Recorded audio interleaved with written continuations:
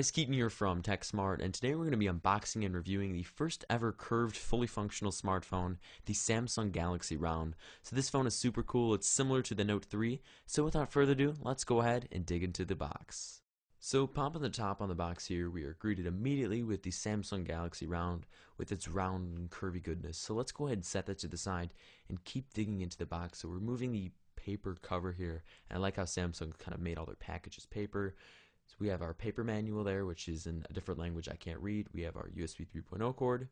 We then have for our first battery, as it comes with two. Then we have our plug that is definitely not for the United States here.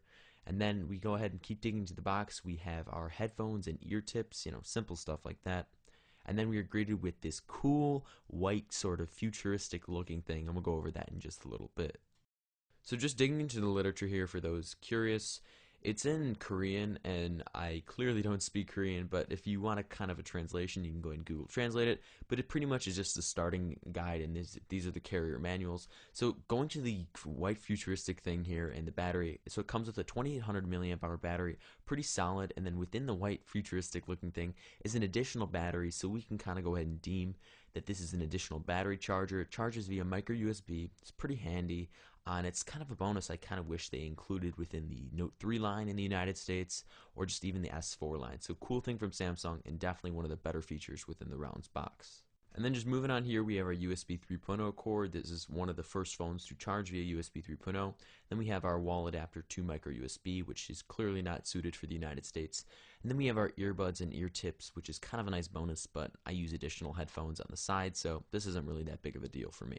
So now that she's out of the box, let's go ahead and unscathe her and just take that plastic sheet off there of no return, and immediately we're greeted with the gorgeous 5.7-inch Super AMOLED HD 1080p display.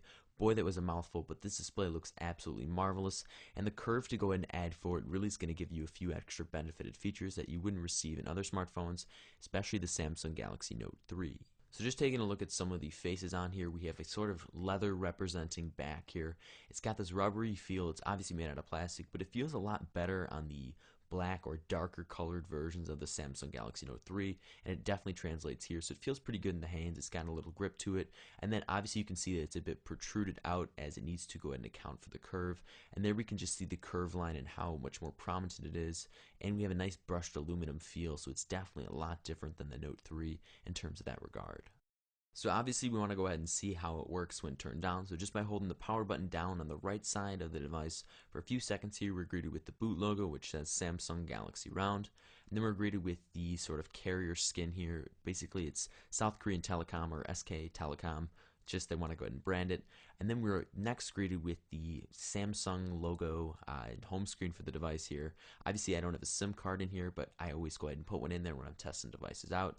And it's just TouchWiz. It's obviously Samsung skin, and it looks pretty nice on a rounded display. So I know some of you are definitely interested here, so we'll take a look at some of the ports. We have the USB 3.0 and microphone port on the bottom there. Then towards the side of the device we have our volume rocker to go ahead and toggle volume up and down.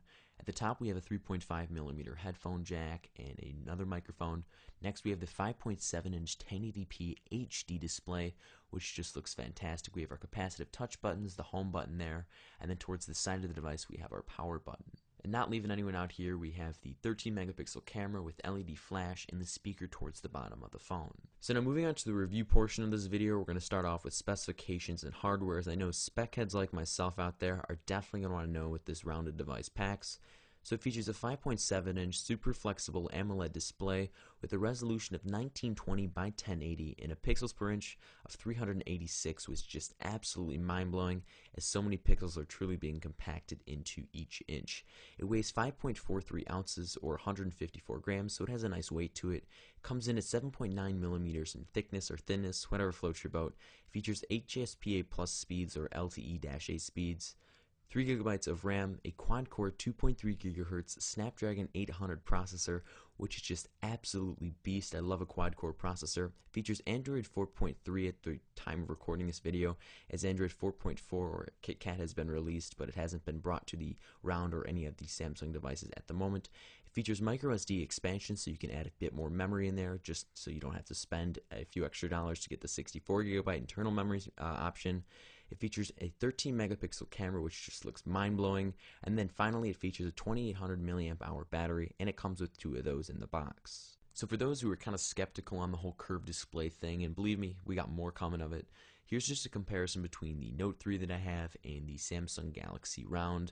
So you can just see them on top of one another. You can see the curve in it definitely, and it really feels good in the hands. It kind of gives a new life to phones, and it's actually more comfortable, which is something I didn't expect. And also just going ahead and flipping it around here, you can see that it forms an arc above the Note 3 here. So you know it's actually a real thing. It's not just some kind of sick joke, and that this new technology is definitely coming to your next phone. So in terms of software on the Samsung Galaxy Round here, it's running Android 4.3 Jelly Bean. It's not too bad, it's definitely one of the newer versions of Android, but as the moment of recording this video, Android 4.4 has been announced and will definitely be receiving an update for all Samsung devices once Google goes ahead and updates all their devices. But I'd say for the most part, TouchWiz is pretty clunky. It's not too bad, it's definitely visually appealing on all Samsung devices, and I'm not ashamed to go ahead and use it as I am with some other skins, and it just kind of diminishes the whole point in using a phone, as when it's clunky and it's just not exciting, you know, the attraction and kind of intimacy that you have with a phone, it's really not there. So overall, I'd say TouchWiz runs pretty well on this phone.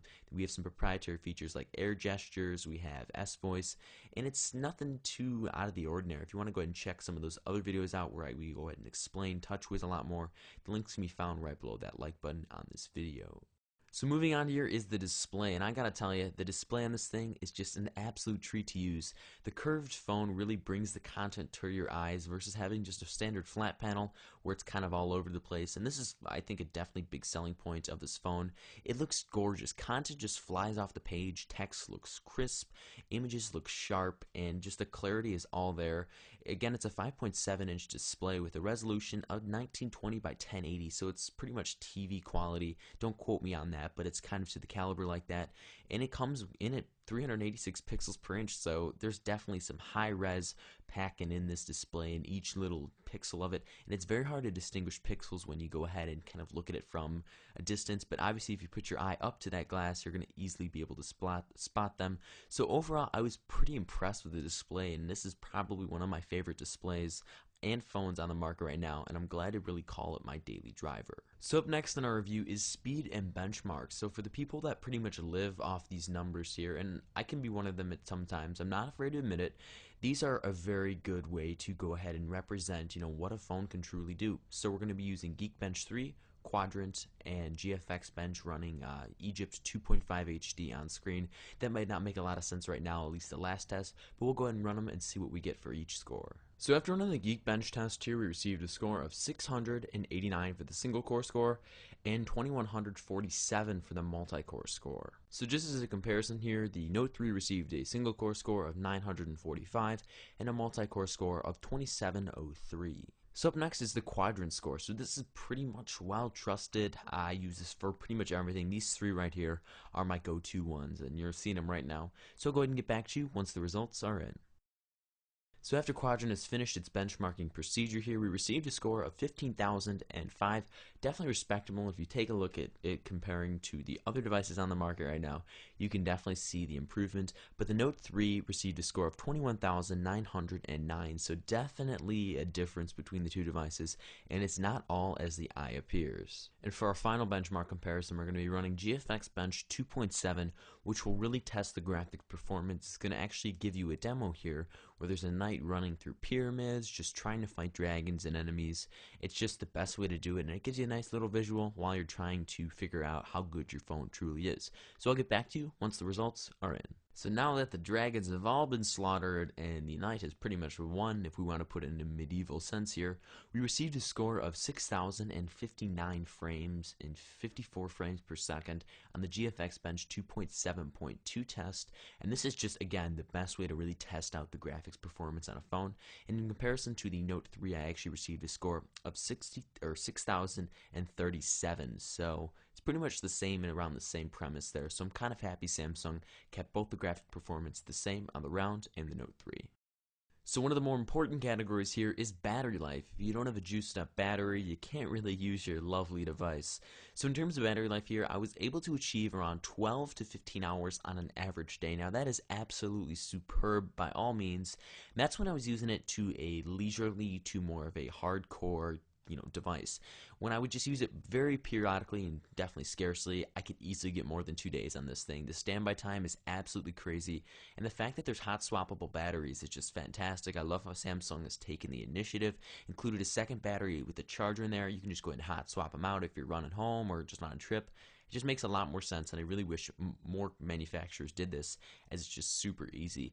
Now, I'm just completely blown away. This isn't the exact Note size battery as the Note 3 features a 3200 milliamp hour battery, but taking out 400 milliamps and still being able to make the phone curved, that is absolutely beyond me. And I just think, having a great battery in here with a curved display, it's really just a match made in heaven. So overall battery life definitely gets a +1 for me. So moving on is definitely a big component here, and it's the camera. So it features a 13 megapixel camera on the rear and a 2 megapixel front facing camera, and I gotta say the quality is superb for both of them. Obviously the front facing camera you're gonna see a little bit of pixelation, but that's because it's not as sharp as the rear facing camera. But the interface on here is just absolutely stellar. You get a lot of modes you can shoot from. The LCD, the nice 5.7 inch LCD / viewfinder is always a big plus. You can always see your shots in autofocus. So let's go ahead and take a look at some test shots I took at my local park to go ahead and see how it holds up in a real world scenario. So here are some samples, and I gotta say, using the rear camera, the 13 megapixel camera with the 1080p HD video, the colors are just absolutely vibrant, and it really does it justice, and this is definitely what you'll be using as your main shooter. I think it looks great, and the colors are just uber vibrant. Now in terms of the front facing camera, the 2 megapixel camera, it does it okay for the picture, but in terms of video here, it does not look good at all, and I look completely pale, so that's just something you're going to want to note. Last but definitely not least is the buying features. Why would you go ahead and buy this phone? Well, one of them is this roll effect here, which will enable you to go ahead and push down on one of these curved edges, and it will display your notifications on an angle, and that was really prominently shown when they went ahead and debuted the phone. Also, the whole curved display is really cool because it molds into your hands very nicely, and it kind of just gives you a nice look and feel when you're holding a phone. And when you go curved, you don't really ever want to go back, because it just feels so much more different. It just feels a lot better, and I was actually able to get more words per minute on this, and I know it sounds so far-fetched, but you'd be seriously surprised how much nice and easier the curved display and phone fits in your hands, and how you're just able to rock out on that keyboard like nobody's business. Also, one more thing is the Boom UX. Basically what it enables you to do is if your screen's turned off, you can hold down in the lower left-hand corner or the lower right-hand corner, and it can pretty much just change the music tracks. It's just something quick and simple that Samsung added, but it's definitely one of those buying features you might consider. So overall, if I had to recommend the Samsung Galaxy Round, I most definitely would, as it's truly a unique experience I've never really had before, and I think that's really what makes it a cool device out right now. But before we go any farther, I gotta break it to you guys. This device is only available in South Korea and the carriers around there, and it retails for about $1,200. Yes, you heard me right, $1,200. It doesn't have diamonds or anything like that on there. It's simply a Samsung smartphone with pretty good specifications, I'd call it, and a curved display with a few other bumped up features. So that price tag right there is pretty expensive, and it almost makes it one of the most expensive smartphones out there right now, and I think it even might be without being diamond or gold encrusted. But to wrap it up here, this phone was an absolute treat to use. The features on here are definitely worth it in my opinion, and I think it's unique to see how other manufacturers like LG are creating the LG G Flex, which instead is a curve from top to bottom and not left to right like Samsung. And there's a bunch of beef just starting to rise up as LG's claiming that's the first real curved smartphone. So it's going to be interesting to see what phones look like in a few years in terms of shapes and sizes. But what do you guys think of the Samsung Galaxy Round? Do you like the curve? Would you buy it if it was available in the United States, Europe, etc.? Let me know in the comments section down below. Also, go and give this video a like if you guys like exclusives like this, where I go ahead and bring you phones that probably will never be coming to the United States or Europe or anything like that, as I truly did enjoy the experience with this, as it is the first curved smartphone. How cool is that? I just was in awe for the first few days using this. Finally, go and subscribe to the channel, as we'll have tons of Nexus 5 coverage coming tomorrow, Monday, and it's just going to be an absolute awesome treat with Android 4.4 KitKat. We have iPad Mini 2 coverage, Mac Pro, etc., and then we kick off 2014 with more tech coverage, so definitely subscribe if you want to be notified first. There's an annotation on screen right now, or there's a button somewhere in the mid page of your browser right now. But thank you guys once again, and I look forward to seeing you in my next video. Bye-bye.